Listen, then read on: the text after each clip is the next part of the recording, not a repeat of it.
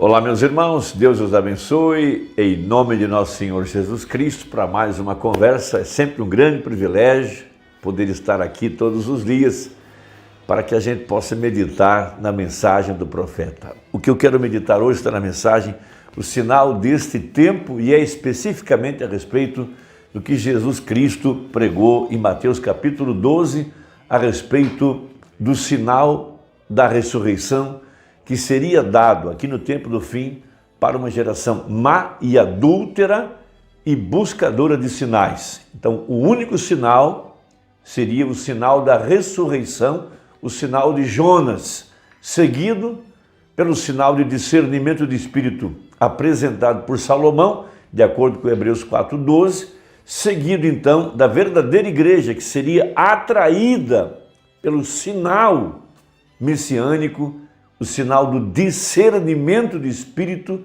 que é o sinal profético, o conhecimento dos mistérios do coração, e veja, por conseguinte, o sinal messiânico, aquele mesmo sinal que a mulher samaritana alcançou quando ela foi buscar água no poço. Ali estava Jesus Cristo, o Filho do Homem, exercitando o mesmo sinal que foi apresentado para Sara.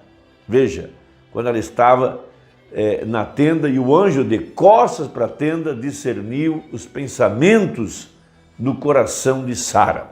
Então, Jesus Cristo, citando Jonas, veja, ele pôde mostrar que Jonas estava debaixo da liderança do Espírito Santo, e Jonas então foi o sinal da ressurreição, que depois de 3 dias ele apareceu na praia.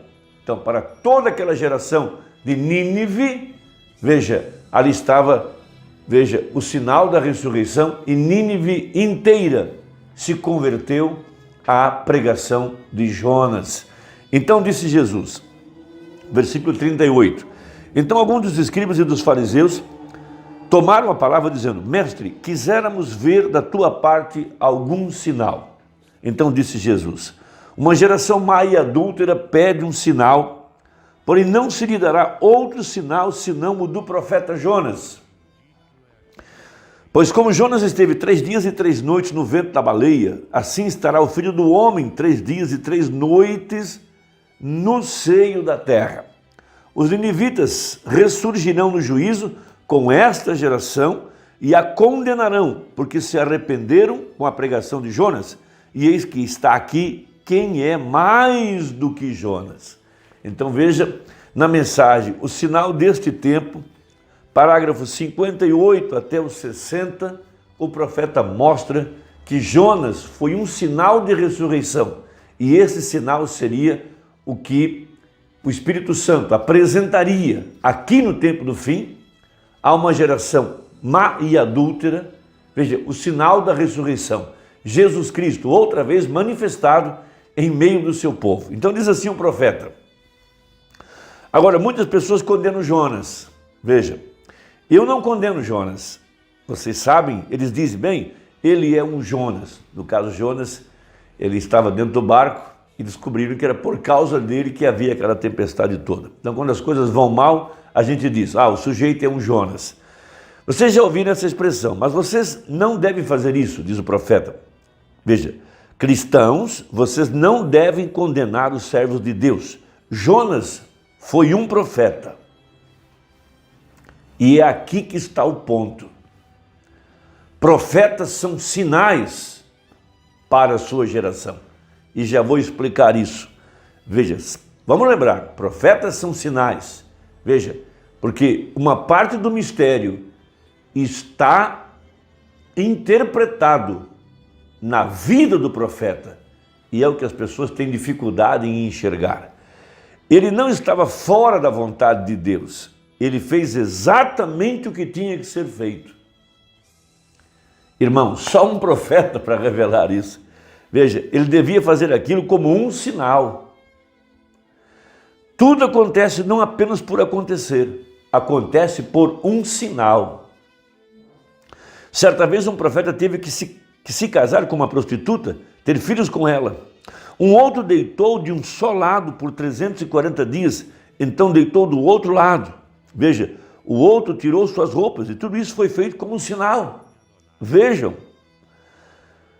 E Jonas teve que fazer aquilo como sinal. Recordem, Abraão teve que se casar com Agar contra a sua própria vontade. Quando Sara deu a sua serva, mas ele a recusou, porém Deus apareceu para ele e disse: escute, Sara, porque a livre não será herdeira com a escrava. Veja, ela tinha que expulsar a criança. O que foi aquilo? Um sinal. Tudo isso são sinais. Deus faz coisas como sinais. E Jonas foi um sinal. Agora, se vocês observarem, Jesus se refere a isso aqui. Uma ímpia e perversa e adúltera geração pede um sinal, e eles o terão. Veja, porque como o profeta Jonas esteve no ventre da baleia por 3 dias e 3 noites, da mesma maneira, o Filho do Homem, vejam, estará no seio da terra por 3 dias e 3 noites. De que Jonas foi um sinal, então? Ele foi um sinal da ressurreição, portanto. Então aqui temos algo muito importante. Agora, eu espero que você capte pelos olhos espirituais o que eu vou dizer agora. Se você tem o Espírito Santo, você vai entender que tudo também na vida do profeta irmão Brana foi para um sinal. Deus faz coisas que aos olhos do homem natural, elas são incompreensíveis. E muitas vezes esses homens de Deus, esses profetas, fazem coisas incompreensíveis.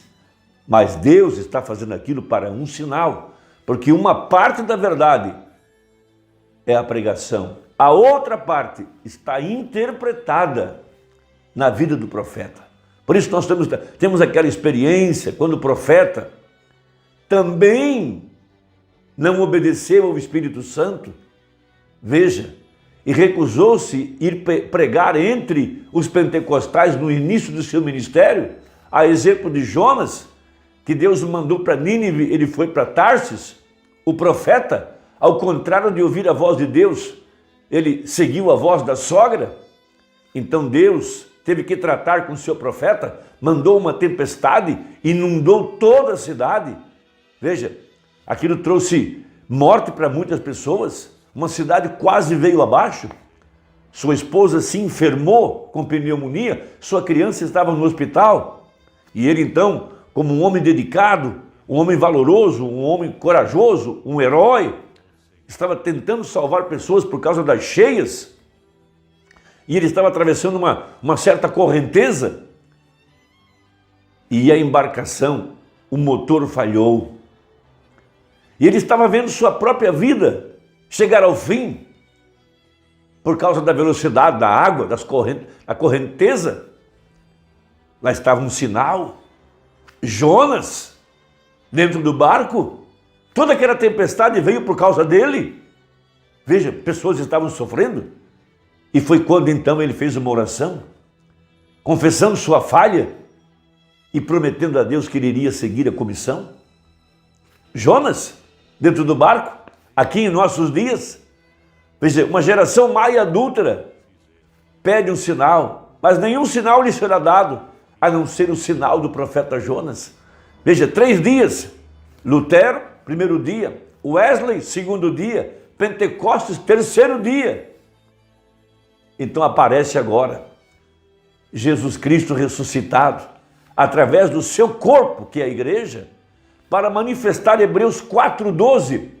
A palavra de Deus é viva e eficaz, e ela discerne os pensamentos do coração. Veja, então em nossa leitura, Jesus segue nessa mesma visão. Ele fala de Jonas, mas em seguida ele fala do sinal de Salomão. Veja, o dom de discernir pela palavra.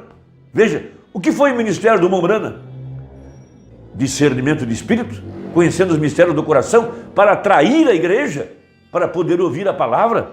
Então temos, veja, a rainha do meio-dia se levantará no dia do juízo com esta geração e a condenará, porque veio dos confins da terra para ouvir a sabedoria de Salomão. Veja, a noiva sendo atraída pela primeira etapa, segunda etapa, mas atraída para a terceira, para ouvir a abertura da palavra. Veja, a verdadeira igreja que estará sentada no trono junto com o rei, julgando essa geração má e adúltera por ter rejeitado a palavra. Essa que é a verdade. Veja, e quando o Espírito, ou melhor, somente até aqui, e esse que está aqui, quem é mais do que Salomão? Então o profeta, no parágrafo 69 dessa mensagem, o sinal deste tempo, falando do sinal da ressurreição, ele diz assim: agora, Deus, nesses últimos dias, prometeu que ele mostraria a essa geração perversa e adúltera o sinal da sua ressurreição, que ele não está morto, ele está vivo, e ele cumpre cada palavra, e ele a faz viva através de vocês, um pouco que o mundo não me verá mais. Jesus disse, mas vós me vereis. Veja, falando aos crentes, porque eu, um pronome pessoal, eu estarei com vocês, mesmo em vocês, até o fim do mundo, até a consumação. E Hebreus, e São João capítulo 14, verso 12, aquele que crê em mim fará também as obras que eu faço, mesmas obras, e Jesus Cristo é o mesmo ontem, hoje e eternamente. Agora, para concluir, no parágrafo 71, veja, e agora nós deixamos a era pentecostal, agora estamos chegando a um lugar, como na pirâmide, não doutrinas de pirâmides, nós não vamos ficar pesquisando isso, mas eu quero dizer como a pirâmide, quando a pedra angular vier para encaixar, tem que ser aperfeiçoada, tem que haver um ministério na igreja, a verdadeira igreja do Deus vivo, para que quando a pedra angular vier, Cristo, ou o ministério de Cristo e Cristo se encaixarão perfeitamente juntos, e então trazer de volta os redimidos, levando toda a casa de Deus para a glória. Porque não pode haver a ressurreição sem que houvesse aqui na terra um ministério de Cristo para se encaixar com a pedra de coroa, que é Cristo. E todos nós sabemos que o ministério do irmão Brana preencheu cada requisito. Veja, o sinal de Jonas, o sinal de Salomão, a era da pedra angular, uma igreja efesiana, uma igreja liderada pelo Espírito Santo. Irmão, eu espero que a conversa tenha te ajudado e você possa abrir os seus olhos. Veja, o metodista, batista e presbiteriano, através das grandes eras da reforma que surgem e dão suas vidas nas perseguições de coisas para o reino de Deus. Mas essa pedra está vindo, sim senhor, isso certamente virá, Deus a enviará e essa pedra encaixará toda a construção junta sobre isso, vem? E agora vemos esses sinais, assim como vemos o ministério de Cristo começando a estreitar agora para o ministério completo de Cristo, na plenitude do Espírito Santo. Deus te abençoe e até a próxima conversa, se Deus quiser, em nome de Jesus. Amém.